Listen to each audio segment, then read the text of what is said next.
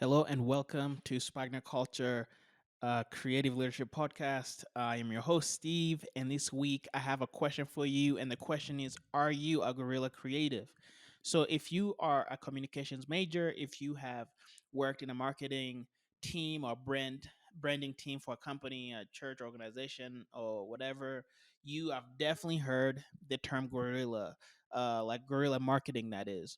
And so, you must ask, like, okay, like what does guerrilla and creativity and marketing have to do with each other?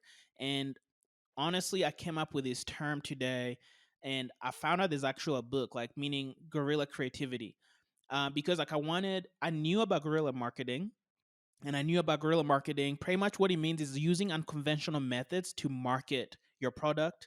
And so I was thinking, yo, we need like guerrilla creativity in this world, like to reach people. Because, for me, when I think about kingdom work, when I think about what we have to do, when I think about Mary of Bethany, that was guerrilla creativity in like breaking the alabaster jar. She didn't have to break it, but like she did.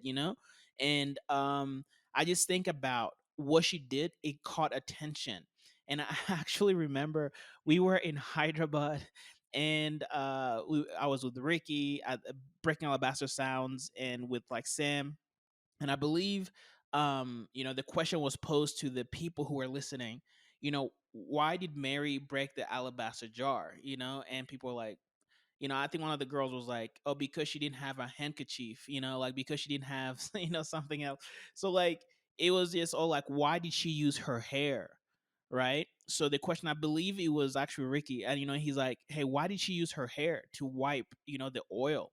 It's like, oh, because she didn't have, like a cloth. And so the thing is, when you think about guerrilla creativity, you're thinking about how to be unconventional in the way that you present yourself and the way that you do creativity in design, in fashion, in different things. Because we have so many people, who are just doing life status quo, right? We need more creativity. We need more guerrilla type of creativity flowing through the church, through the ministry, through business. And that's like my heart. Like, I want to do that. And, the reason actually I came up with this today is because I was in a meeting with some of my team for Breaking Alabaster Sounds, and we're thinking about doing different things for the Instagram. And we were looking at one of the designs by one of our young designers, Aaron Stevens, and he's like brilliant. I just love his stuff. It's like grungy. It's like, like very new, very modern elements of grunge. And he just like uses negative elements in his like designs, and just kind of like does things that make you question, and literally every time he does something, people like are talking about his design. And when I think about someone who does guerrilla creativity, guerrilla designing, I think about people like Aaron Stevens, and even like people like Ricky. I really like his stuff because when he designed the Breaking Alabaster Sounds logo, like he broke. So we're talking about breaking Alabaster Sounds, right?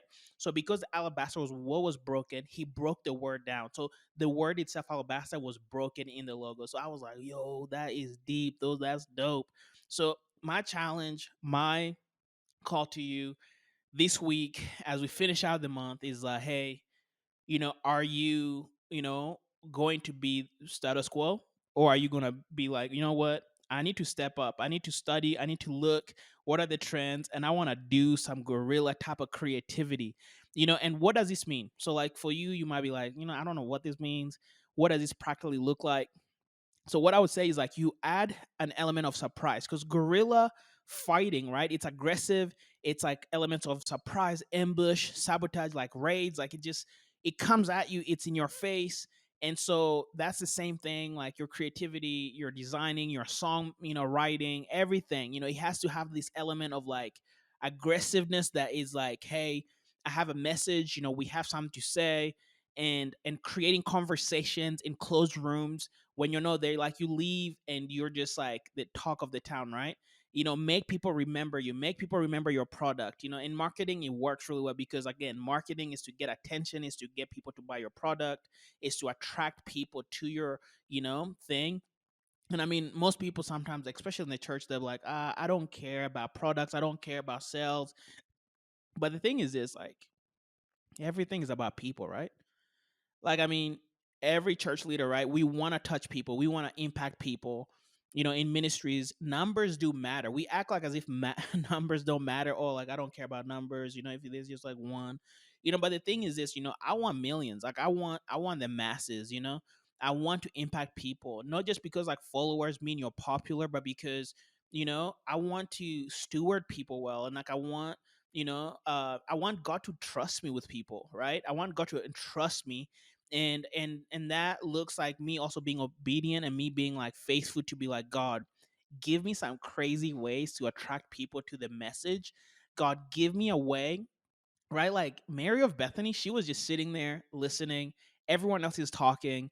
Dude, oh my, I just remembered there's a girl called Vereso from Kenya. Yo, this girl is fire. Like she's a songwriter, singer. She's part of our like a part of our Spikenard team.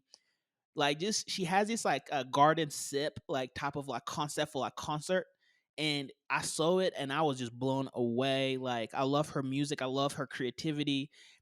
Like she it mixes elements of like fashion, elements of like music and like synths and like piano like sounds to like it's like electro like with just like a little bit like afro beats. Like it's just like funky and like just fun, and she's just like just amazing, amazing creative. But when I think about Gorilla, like songwriting, Gorilla, like music, like I would say performance, I think about her because she's like dancing 1 minute, she's singing 1 minute, she's like playing, she's like doing all of it, and she's not being bound to anything.